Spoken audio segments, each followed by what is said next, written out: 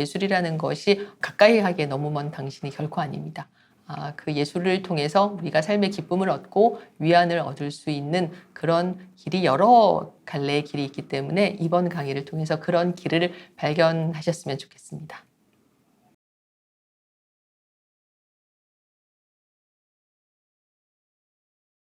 네, 안녕하세요. 저는 예술 전문 작가 전원경입니다. 클림트나 또 예술 역사를 만들다, 예술 도시를 만나다, 페르메이르, 런던 미술관 산책 이런 책을 썼고요. 또 여러 군데에서 다양한 방식으로 또 온오프라인 방식으로 강의를 하면서 독자분들과 만나고 있습니다.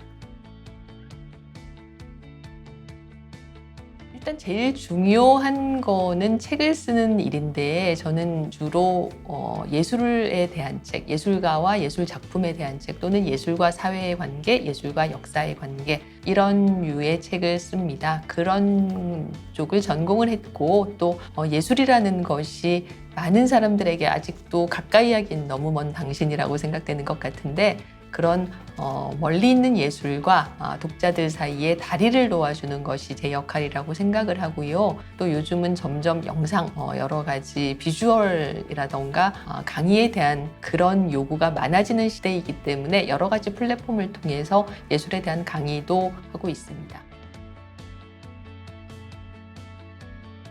첫 번째 강의는 누구나 광범위하게 좋아하시는 예술에 대해서 하고 싶었고요. 우리가 지금 여행을 가지 못하지만 만약 여행을 가게 되면 대부분의 분들이 가고 싶어 하시는 곳은 유럽이고 또 유럽의 도시들 중에서 파리라는 도시를 선정해서 이 파리가 프랑스 대혁명과 나폴레옹의 등장, 그 18세기, 19세기의 정치적 격변에 예술가들이 어떻게 반응을 했고 또 그 와중에 어떤 예술작품이 탄생했나 하는 이야기를 한번 해보려고 합니다. 일단은 두 권의 책을 중심으로 진행을 할 것인데 그 두 권의 책이 모두 예술에 대한 책이에요.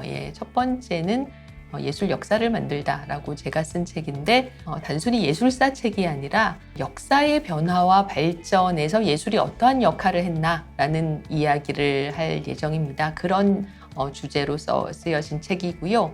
두 번째 책은 이제 미켈란젤로에 대한 책인데 완벽의 열망이 천재를 만든다라는 책이고 아무리 천재적인 재능을 가지고 있는 사람이라고 해도 결국 창작은 고통스러운 일이고 끊임없는 노력을 통해서 그 고통을 극복해 나가는 사람만 살아남을 수 있고 후세의 이름을 남길 수 있다라는 이야기를 할 예정입니다.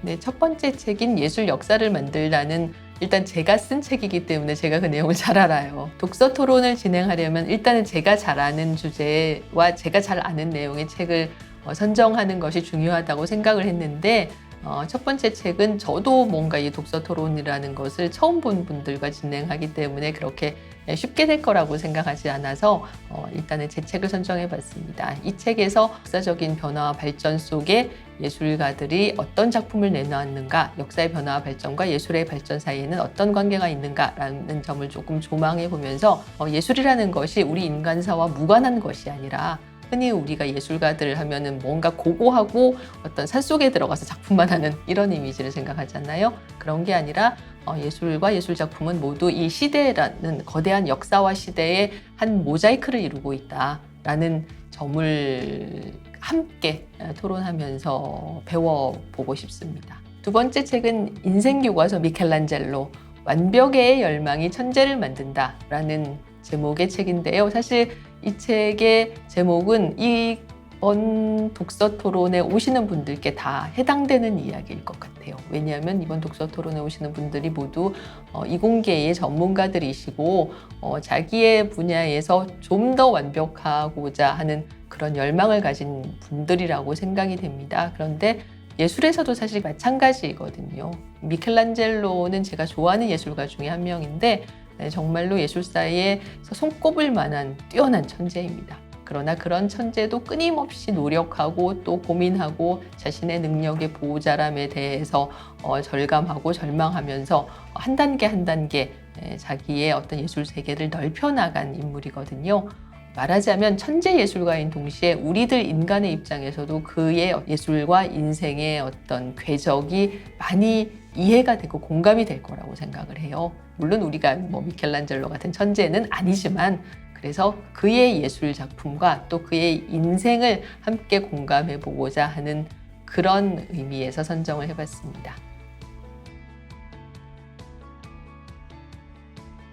뛰어난 예술 작품이 우리를 위로해 줄 수 있다라는 그런 교훈이라고 해야 할까요? 그런 어떤 의미를 이해하실 수 있게 되기를 바랍니다.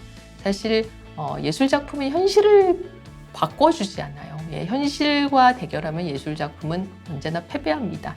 이것은 거의 과거에나 지금이나 변함없는 이치죠. 그러나 예술 작품은 현실에서 우리를 이기게 해주지 못할지라도 우리의 슬픔을 위로해주고 우리의 마음에 기쁨을 줄 수가 있습니다. 그것이 예술의 효용이라고 생각을 하고 돈이 많고 시간과 여유가 많은 사람만 그런 예술 작품의 효용을 즐길 수 있는 게 아니거든요.